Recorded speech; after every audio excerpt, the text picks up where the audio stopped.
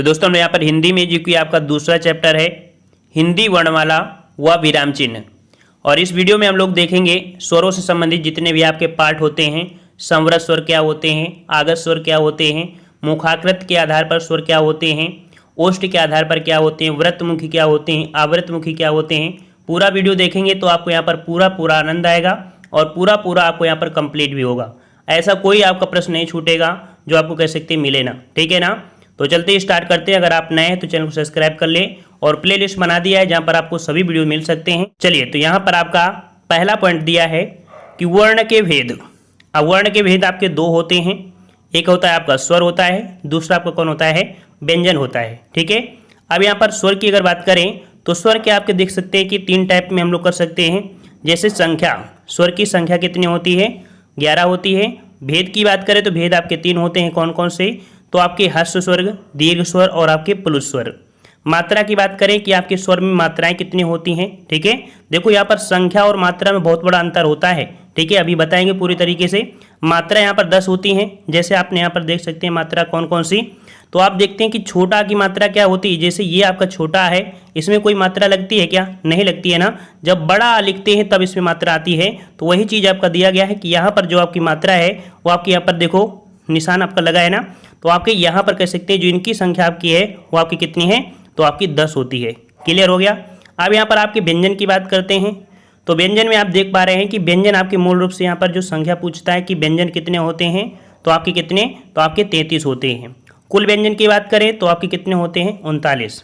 अब यहाँ पर देख लीजिए जो मूल संख्या आपके 33 होती है कौन कौन से, तो आपके स्पर्श व्यंजन जो कि 25 होते हैं, अंतःस्थ व्यंजन आपके 4 होते हैं और उस व्यंजन आपके होते हैं 4 होते हैं। इन सभी को मिलाते हैं तो आपके मूल आपके बन जाते हैं जो आपके 33 हो जाते हैं। और अगर बात करें कुल संख्या, क्योंकि कभी कभी ये भी पूछ लेता है ना कि कुल संख्या आपकी व्यंजन में, तो आपकी 39। अब 39 कौन कौन से होते हैं, तो इसमें से कह सकते हैं जो आपके यहाँ पर आपकी स्पर्श व्यंजन 25 हो गए, अंतःस्थ व्यंजन 4 हो गए, उस व्यंजन आपके 4 हो गए। संयुक्त व्यंजन याद रखिए, संयुक्त व्यंजन तो आपके होते हैं ना, तो संयुक्त व्यंजन को भी यहाँ पर 4 को ऐड करेंगे। और इसके बाद यहाँ पर 2 आपके जो होते हैं द्विगुण व्यंजन, ठीक है, द्विगुण व्यंजन। अब इन सबको जब काउंट करेंगे तब इनकी संख्या कितनी होती है, 39 होती है। तो इस प्रकार से कुल अगर पूछे व्यंजन तो कितने होते हैं, 39। अब इसके भेद देख लीजिए। इसके भेद आपके 3 प्रकार के, आपके स्पर्श व्यंजन, अंतःस्थ व्यंजन और आपके ऊष्म व्यंजन। क्लियर हो गया, ये आपका क्लियर हुआ।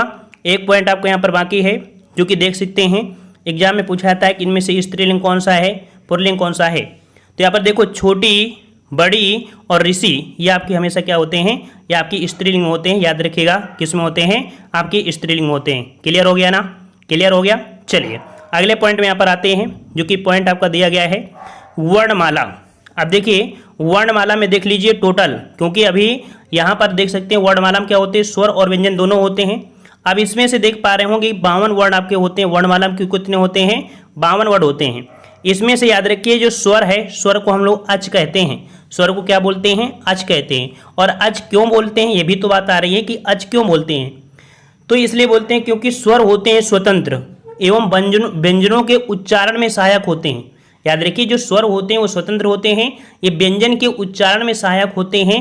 इस कारण से इन्हें हम लोग स्वर को क्या बोलते हैं, अच बोलते हैं। याद रखिए क्या बोलते हैं, अच बोलते हैं, ठीक है। अब नेक्स्ट पॉइंट आपका जो दिया है यहाँ पर, जो आपका व्यंजन है, तो व्यंजन क्या होते हैं, हल। हल मतलब क्या होता है कि जो व्यंजन होते हैं वो स्वतंत्र नहीं होते हैं, ठीक, वो परतंत्र होते हैं। और जब भी हम लोग लिखते हैं का तो उसमें से हलंत लगा देते हैं, इसका मतलब होता है ये आपका आधा लिखा गया है। तो इस प्रकार से व्यंजन हुए। अब याद रखिए जो आपके स्वर हैं, स्वर कितने प्रकार के होते हैं, तो अभी आपने पढ़ा 3 प्रकार।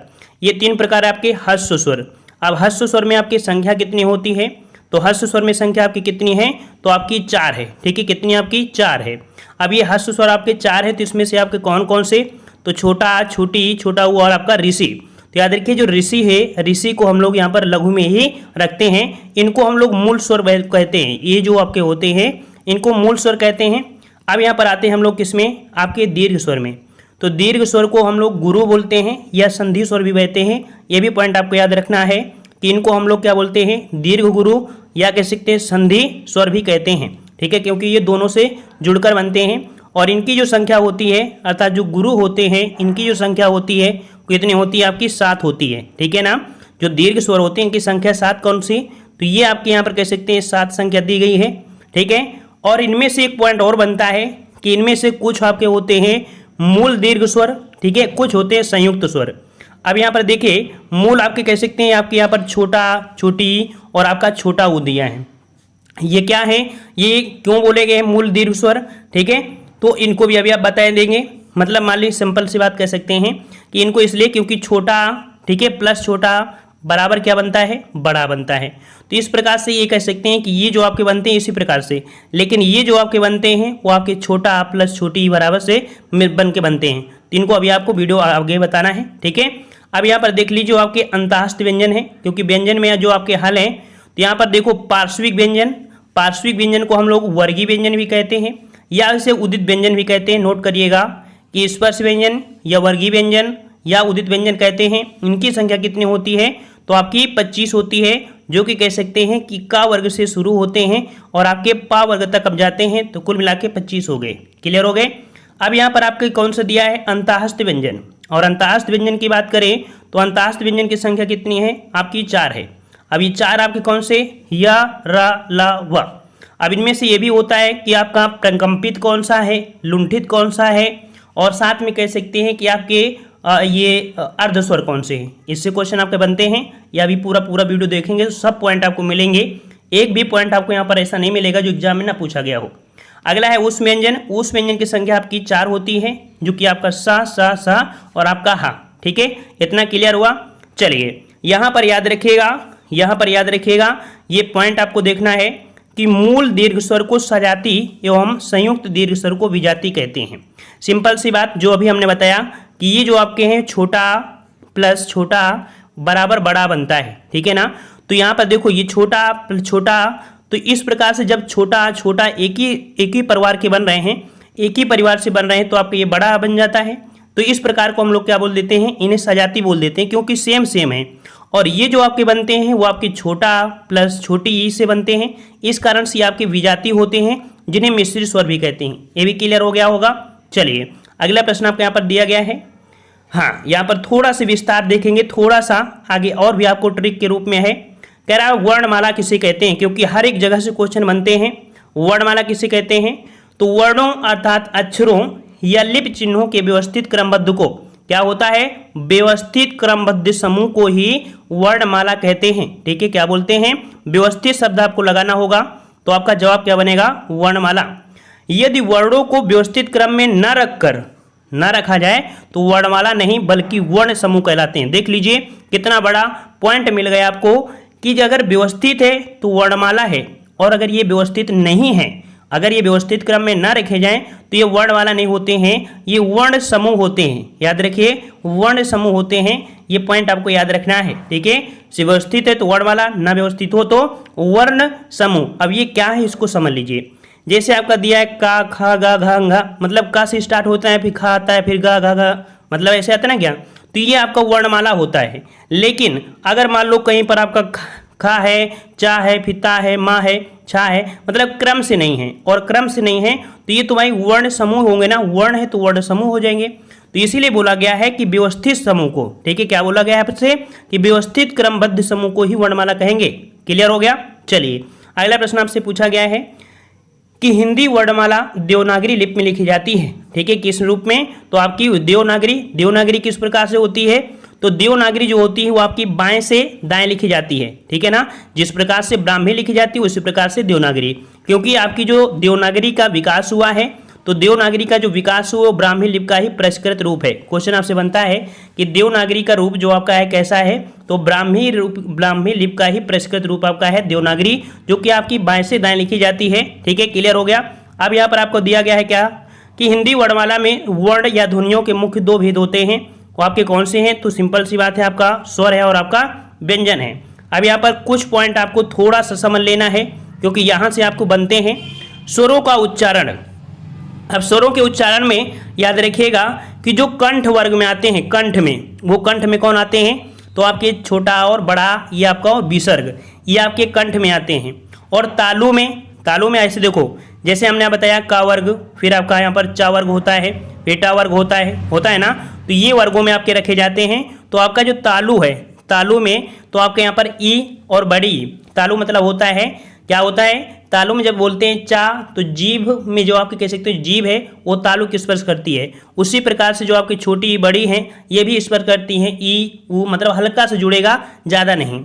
अब आपका मूर्धा, मूर्धा जो आपका होता है टा वर्ग में, तो टा वर्ग में आपका ऋषि आता है, इस भी याद रखना। और याद रखिए एक महत्वपूर्ण आपका पॉइंट है कि दंत, ठीक है, जो दंत वर्ग है इसमें से स्वरों का उच्चारण नहीं होता है, मतलब स्वरों को बोलते समय दंत का प्रयोग नहीं होता है, याद रखिएगा। तो दंत में स्वरों को उच्चारण करते समय दंत से नहीं है, ये महत्वपूर्ण आपका पॉइंट है, याद रख लीजिएगा, ठीक है। अब आते हैं ओष्ठ में। ओष्ठ में क्या होता है, ओष्ठ में क्या होता है, जैसे पा फा बा बोलते हैं ना तो जुड़ जाते हैं, उसी प्रकार यहाँ पर जो ओष्ठ है तो ओष्ठ में आपके कौन आता है, छोटा ऊ और आपका बड़ा ऊ आता है। और अगला आपका दिया गया है पर कौन सा, तो आपका दिया गया है कौन सा, आपका कंठ, ठीक है, कंठ तालब्य। कंठ तालब्य मतलब हो गया ये कंठ से भी बोले जाते हैं और आपके तालु से। क्यों बोले जाते हैं, क्यों, क्योंकि यहाँ पर देखो छोटा किस में है, छोटा किस में, आपके कंठ में है, कंठ में है ना। उसी प्रकार से जो आपका छोटी है वो किस में है, वो आपके तालु में है। दोनों को मिला दीजिए, दोनों को मिलाएंगे तो क्या बनेगा, ए बन जाएगा ना।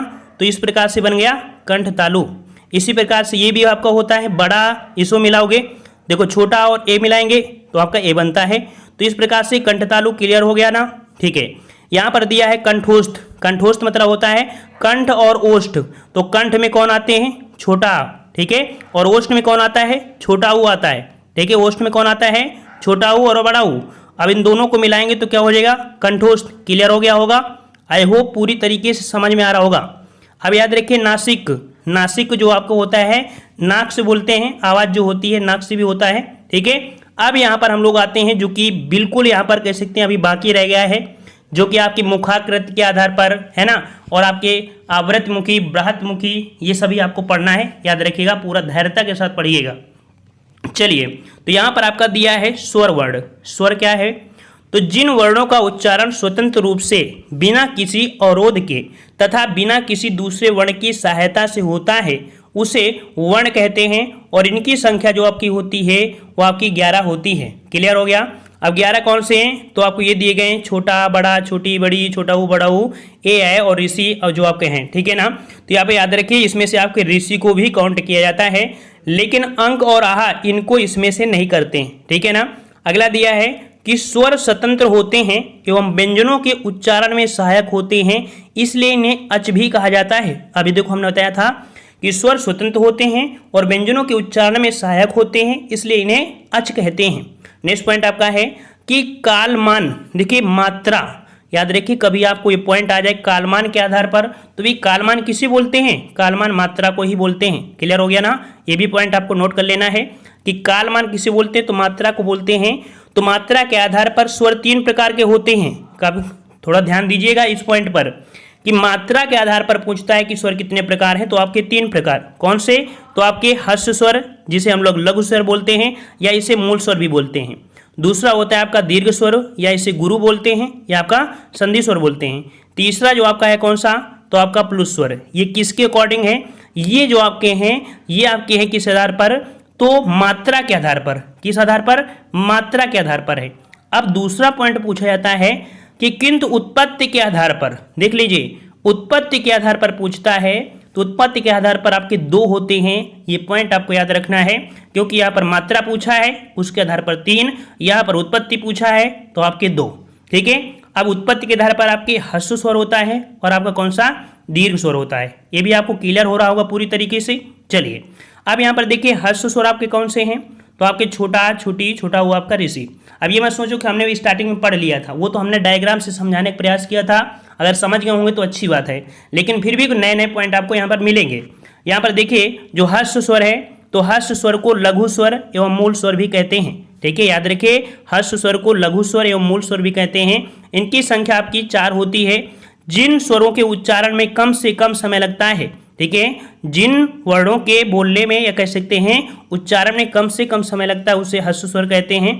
और याद रखिए हर्ष स्वरों को स्वतंत्र स्वर माना जाता है, क्योंकि इनका निर्माण स्वतंत्र रूप से होता है, अर्थात इनके निर्माण में अन्य स्वर उत्तरदायी नहीं होते, बिल्कुल फ्री होते हैं, फ्रीडम होते हैं, ठीक है। नेक्स्ट पॉइंट आपका है कि हर्ष स्वरों के उच्चारण में एक मात्रा का समय लगता है, मतलब कह सकते हैं कि हर्ष स्वर जो होते हैं उनमें एक मात्रा का समय लगता है, मतलब कह सकते हैं जैसे हम चुटकी बजा दें। क्या बजा दें? चुटकी। तो एक चुटकी बजाने समय जो लगता है उसे बोलते हैं हम लोग ह्रस्व स्वर। अगर 2 चुटकी का समय लगे तो उसे बोलते हैं, क्या बोलते हैं? दीर्घ स्वर। और अगर 3 चुटकी का समय लगे तो उसे प्लुत स्वर बोलते हैं। तो वही आपका दिया गया है कि एक चुटकी का समय कह सकते हैं कि एक मात्रा का समय लगता है, इस कारण से इसे क्या बोलते हैं? एक मात्रिक स्वर भी बोलते हैं। याद रखिए, अगर पूछे एक मात्रिक स्वर क्या होते हैं तो वही आपके लघु स्वर को बोलते हैं। क्लियर हो गया? चलिए अगला प्रश्न आपसे पूछा गया है दीर्घ स्वर। तो भाई दीर्घ स्वर क्या होते हैं? तो दीर्घ स्वर को हम लोग गुरु बोलते हैं या संधि स्वर बोलते हैं। संख्या आपने देख लिया है, बड़ा, बड़ी, बड़ऊ, ए, ऐ, ओ और आपका ओ। क्लियर हो गया? अब यहाँ पर देखिए दीर्घ स्वर को गुरु स्वर एवं संधि स्वर के नाम से भी जानते हैं। इन्हें संधि स्वर भी कहते हैं क्योंकि इनका निर्माण 2 स्वरों से हो रहा है। और संधियां जो होती हैं वर्णों से ही तो बनती हैं ना। जो संधि होती है क्या होती है? संधि क्या बोलते हैं? 2 वर्णों के मेल को संधि कहते हैं। तो वही तो आपको दिया है ना 2 वर्ड। क्लियर हुआ? चलिए अब यहाँ पर देखिए, यहाँ पर जैसे आप उदाहरण समझिए कि छोटा बराबर बड़ा, तो इनको मिलाने से देखो क्या बन रहा है? बड़ा नीला, ये भी आपका सिंपल, ये भी सिंपल, ये मतलब सजाती है कि नहीं? सजाती है ना। छोटा बराबर सजाती हो गया, ये भी सजाती, ये भी सजाती। तो इस प्रकार से इसे देखो क्या कह रहा है? कह रहा है आपसे कि बड़ा, बड़ी और बड़ा वो वर्णों का निर्माण समान स्वरों के मेल से होता है, इसलिए इन्हें मूल दीर्घ स्वर कहा जाता है। क्या बोलते हैं? इन्हें मूल दीर्घ स्वर कहा जाता है। याद रखिए, नोट कर लीजिए, मूल दीर्घ स्वर किन्हें कहते हैं? तो बड़ा, बड़ी और आपका बड़ाऊ, जिन्हें हम लोग सजाती स्वर के नाम से भी जानते हैं। क्लियर हुआ? इनकी संख्या आपकी 3 होती है। याद रखिए, मूल दीर्घ स्वर होते हैं, उनकी संख्या 3 होती है। नेक्स्ट पॉइंट आपका है कि देखिए जो आपके यहाँ पर कंबाइंड बने थे ना, छोटा प्लस छोटी बराबर आपका क्या हुआ? ए हो गया। वहीं पर आपको जो दिया गया है कौन सा दिया गया है? आपका बड़ा और आपका छोटा प्लस आपका ए बराबर ये बन गया। कुल मिला के आप संधि में पढ़े होंगे ना, तो याद रखिए इनको इस प्रकार से मिलाते हैं तब ये बनते हैं। अब ये जो आपके बने हैं ए, ऐ, ओ, औ, वर्णों का निर्माण जो हुआ है वो किस प्रकार से? तो असमान स्वरों के मेल से हुआ है, असमान स्वरों के मेल से, इसलिए इन्हें संयुक्त दीर्घ स्वर कहा जाता है। क्यों? क्योंकि ये संयुक्त रूप से बने हैं, संयुक्त रूप से बने हैं, तो इसलिए इन्हें संयुक्त दीर्घ कहा जाता है। इनकी संख्या आपकी 4 होती है। क्लियर हो गया? चलिए नेक्स्ट पॉइंट आपसे पूछा है कि दीर्घ स्वरों के उच्चारण में ह्रस्व स्वरों से दुगना समय लगता है। ठीक है, ये पॉइंट आपको याद होगा जो हमने बताया था, एक चुटकी का समय मतलब 2 चुटकी। क्लियर हो गया ना? दीर्घ स्वरों के उच्चारण में 2 मात्राओं का समय लगता है, इसलिए इन्हें द्विमात्रिक स्वर भी कहते हैं। क्लियर हो गया? ये भी पॉइंट आपको क्लियर हुआ होगा। चलिए अगला पॉइंट आपका दिया गया है कि हिंदी भाषा में, महत्वपूर्ण आपका पॉइंट दिया गया है, देख लीजिए कि हिंदी भाषा में ऋषि का दीर्घ गुरु संधि या स्वर अर्थात ऋषि नहीं बनता। मतलब कह सकते हैं कि जो ऋषि है ये दीर्घ स्वर में नहीं होता है। जब ये संस्कृत में प्रयोग किया जाता है तब ये दीर्घ में होता है। याद रखिए, जब संस्कृत में होता है तब ये दीर्घ में होता है, लेकिन ऐसे ये क्या होता है आपका? ये लघु में आ जाता है। ठीक है, तो इसलिए कह सकते हैं इसे लघु स्वर के अंतर्गत रखा जाता है। ठीक है, समझ में आ गया? चलिए यहाँ पर कह सकते हैं कि इसे दीर्घ स्वर में श्रेणी में नहीं रखते हैं। क्लियर हो गया होगा? चलिए अब यहाँ पर कुछ पॉइंट आपके हैं कि दीर्घ स्वरों की संख्या आपकी 7 है। दीर्घ स्वरों की संख्या कितनी है? 7 है, जिन्हें हम लोग यहाँ पर देख सकते हैं कैसे बांटते हैं। तो मूल स्वर आपके यहाँ पर देखो संख्या आपकी 3। ठीक है, क्यों? क्योंकि हमने यहाँ पर ऋषि को हटा दिया है। ठीक है, देखिए इनको हमने हटा दिया है, तो आपकी मूल दीर्घ यहाँ पर दिया है, मूल दीर्घ स्वर दिया है, तो इनकी संख्या कितनी है? 3। अगर वैसे पूछे लघु स्वर कितने होते हैं तो 4 बताना है, लेकिन मूल शब्द आपको लगा दिया जाए। देखो हम कितना आपसे प्रयास कर रहे हैं, जिस चीज़ पर फोकस कर रहे हैं वही चीज़ आपको समझना है कि मूल शब्द अगर बोल दे तो आपको बोलना कितनी है? 3 बोलना है। ठीक है, वहीं पर अगर संयुक्त दीर्घ बोल दे तो आपको 4 बताना है। क्लियर हो गया? चलिए अगला दिया गया है यहाँ पर आपका कौन सा? प्लुत स्वर। ठीक है, प्लुत स्वर दिया है ना, तो प्लुत स्वर क्या होता है? तो वैसे तो हिंदी वर्णमाला के अंतर्गत देखा जाए तो किसी भी प्रकार के प्लुत स्वर का व्यवस्था नहीं की गई है, अर्थात हिंदी वर्णमाला में प्लुत स्वर के लिए किसी भी प्रकार की लिपि चिन्ह का एवं मात्रा का प्रयोग नहीं किया जाता। किंतु याद रखिएगा, जो आपका वैदिक सभ्यता थी, वैदिक भाषा थी, जो कि वैदिक भाषा आपकी क्या थी? संस्कृत। हमने बताया था ना कि वैदिक भाषा की उत्पत्ति संस्कृत थे ना, तो संस्कृत में प्लुत शब्द का प्रयोग देखने को मिलता है, जिसके लिए एक शब्द बनता है 3। ठीक है, अंक के आधार पर आपका ऐसे बना होता है 3। अभी दिखाते हैं किस प्रकार से। तो याद रखिए प्लुत स्वर का जो आपका कह सकते हैं पहचान होती है, चिन्ह होता है, वो आपके क्या होता है? ये 3 आपका होता है। ठीक है, अब यहाँ पर याद रखिए प्लुत स्वरों के उच्चारण में 3 मात्रा का समय लगता है, इसलिए इन्हें त्रिमात्रिक स्वर कहते हैं। इन्हें क्या बोलते हैं? तो प्लुत स्वर को त्रिमात्रिक स्वर भी कहते हैं।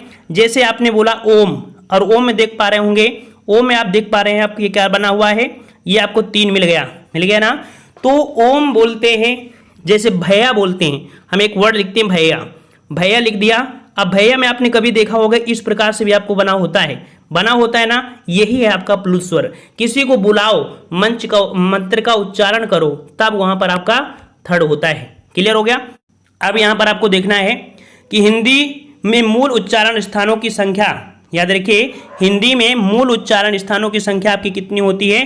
तो 5 होती है। देखिए कंठ वाले होते हैं ना, का वर्ग हो गया, तालु मतलब आपका चा वर्ग हो गया, मूर्धा मतलब आपका टा वर्ग हो गया, दंत मतलब आपका ता हो गया, ओष्ठ मतलब आपका पा हो गया, ठीक है ना।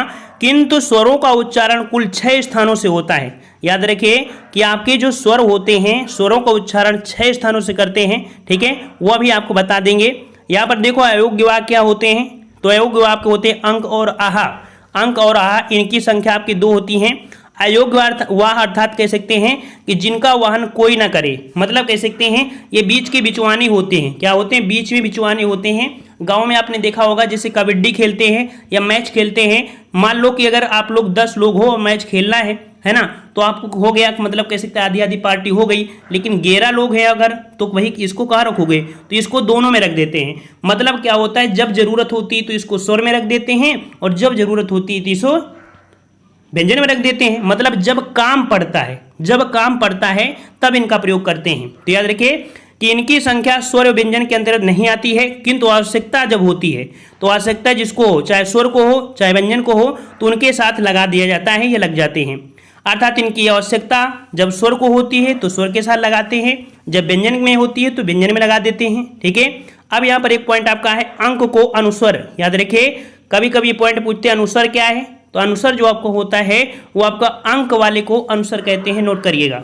दूसरा आपका आहा, तो आहा शब्द क्या होता है? तो विसर्ग को आहा बोलते हैं। हो गया? चलिए अगला दिया है आगत स्वर क्या होते हैं भाई? तो आगत स्वर क्या होते हैं?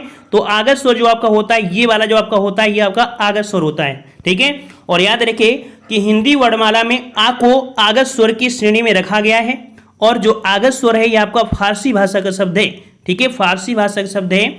इसका प्रयोग अंग्रेजी के कुछ शब्दों में हिंदी लिखने में किया जाता है। मतलब कह सकते हैं इसका प्रयोग अंग्रेजी के कुछ शब्दों को हिंदी में लिखने के लिए प्रयोग किया जाता है। जैसे मान लीजिए कि अंग्रेजी बताया तो आपका ऑफिस है, तो भाई ऑफिस है, ठीक है, ऑफिस है ना, तो अंग्रेजी के शब्द है ना, अब इसमें से इसको प्रयोग करेंगे तो जो आ शब्द है वो आपका देखो प्रयोग होगा ना, ये जो आपका प्रयोग होगा ना, तो इस प्रकार से इसका प्रयोग करते हैं। अब अगले पॉइंट को आते हैं, जीव प्रयोग के आधार पर स्वरों का वर्गीकरण। जीव प्रयोग के आधार पर स्वरों का वर्गीकरण करना है। अब यहाँ पर देख लीजिए जीव को मुख्यतः 3 भागों में बांटा गया है। कितने भागों में? 3 भागों में बांटा गया है। अब यहाँ पर जीव बना लेते हैं, ऐसे जीव बनाएंगे तो देखिए अग्रभाग मतलब ये वाला आपका भाग होता है, मध्य मतलब आपका ये वाला भाग होता है, और पश्च मतलब जीव के पीछे वाला भाग होता है। और अग्र वाले में कौन आते हैं? जब ओठ को दाबोगे तो हल्का, जैसे ई बोलेंगे ना तो हल्की आवाज दबी हुई आती है। तो यहाँ पर जो आपकी छोटी ई, बड़ी ई, ए, आए अर्थात जो 4 वर्ण होते हैं वो आपके अग्र स्वर में, अग्रभाग में आते हैं। जो आपका मध्य में होता है, याद रखिए मध्य में अर्थात ये वाला पॉइंट होता है, वहां पर आपका सिर्फ आ लगता है, इसकी संख्या आपकी 1 होती है। और अगर पूछे कि पश्च भाग, तो पश्च भाग में आपके कौन से? तो 5 वर्ण होते हैं, पा से पश्च, पा से 5, ठीक है, पच से, क्लियर हो गया ना, 5 वर्ण होते हैं पश्च भाग में। अर्थात जो जीव है तो जीव के पिछले वाले भाग में बड़ा, छोटा ओ, बड़ा ओ और आपका ओ। जब बोलो तो आपका पूरा मुंह खुलेगा, ऐसा लगे कि नहीं अंदर से बिल्कुल आ रहे हैं, गर्दन के पास से, है ना। लेकिन ई बोलोगे तो ई में सिर्फ क्या होगा कि आपको जो ओठ वगैरह वही आपको क्रियाशील रहेगा। क्लियर हुआ? चलिए अगला है मुखाकृति के आधार पर स्वरों का वर्गीकरण। मुखाकृति अर्थात मुख की आकृति के आधार पर स्वरों का वर्गीकरण है। तो स्वरों का वर्गीकरण 4 प्रकार के होते हैं। याद रखिए मुख की आकृति के आधार पर स्वरों का वर्गीकरण 4 प्रकार से होते हैं। अब ये पहला आपका प्रकार कौन सा है? तो आपका संवृत स्वर। अब ये संवृत स्वर क्या होता है भाई? तो संवृत स्वर क्या होते हैं? जो आपका छोटी ई, बड़ी ई, छोटा ओ, बड़ा ओ, अर्थात इनके उच्चारण में कम मुख खुलता है। इनको जब बोलेंगे तो आपका मुख कम खुलता है। बोलिए चाहे छोटी ई, बड़ी ई, छोटा ऊ बड़ा ऊ, ज़्यादा नहीं खुल रहा है, थोड़ा बहुत खुल रहा है, ठीक है ना। और अगला दिया गया है यहाँ पर कौन सा, अर्धसंवृत। अर्धसंवृत क्या होता है, तो अर्धसंवृत ए और ओ, देखो ए और ओ, देखो मुंह आपका बढ़ गया ना, देखो बाहर को भाग रहा होगा, ए ओ है ना। तो इसमें क्या होता है कि इसको उच्चारण में संवृत से थोड़ा अधिक मुख खुलता है। वहीं पर अगर पूछे विव्रत क्या है भाई, तो विव्रत मतलब होता है बड़ा आ वाला जो होता है वो आपका विव्रत होता है। जो अभी कह सकते हैं कि जो एग्जाम हुआ था सीसेट में, यूपीपीएससीएस में, तब ये क्वेश्चन पूछा गया था।